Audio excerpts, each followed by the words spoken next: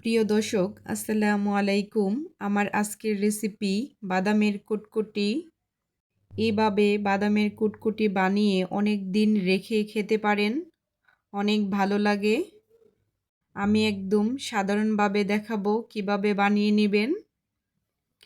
আমি চুলাতে একটা প্যান বসিয়ে 2.5 কাপ বাদামের বিচি ভেজে নেব। চেষ্টা করবেন বাদামের বিচি ভালো করে পারফেক্টভাবে ভাজার, তাহলে বাদামের বিচির থেকে ভালো একটি ঘ্রাণ আসে, খেতেও অনেক মজা হয়।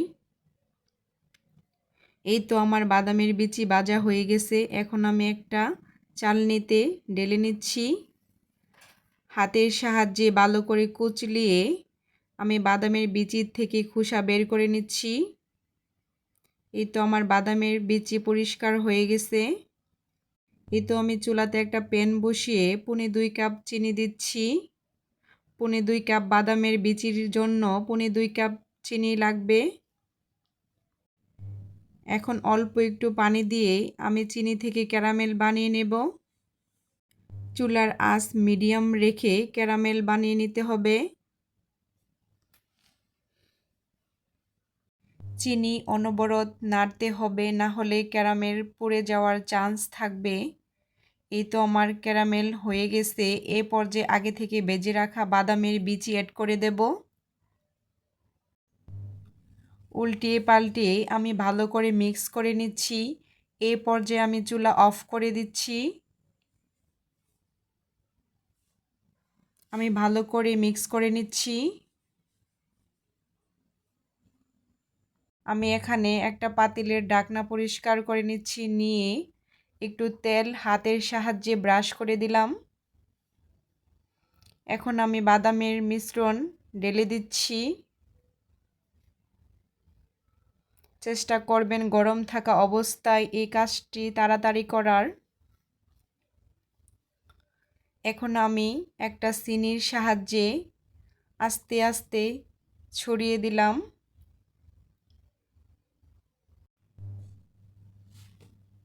এই তো চেপে চেপে ছড়িয়ে নিতে হবে। এখন আমি একটি ছুরির সাহায্যে কেটে নিচ্ছি। চেষ্টা করবেন এই কাজটা একটু দ্রুত করার।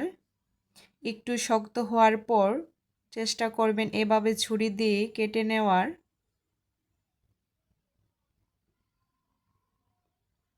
একদম ঠান্ডা হওয়ার পর এই কাজটি কখনো করতে পারবেন না, তাই একটু গরম থাকা অবস্থায় করা লাগবে। এখন আমি ছুরির সাহায্যে উঠিয়ে নিচ্ছি।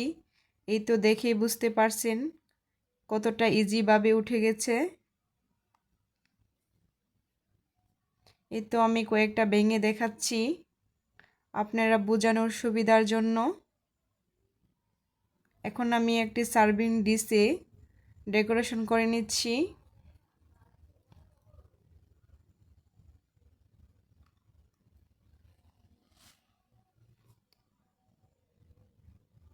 এই তো আমার বাদামের কুটকুটির ফাইনাল লুক।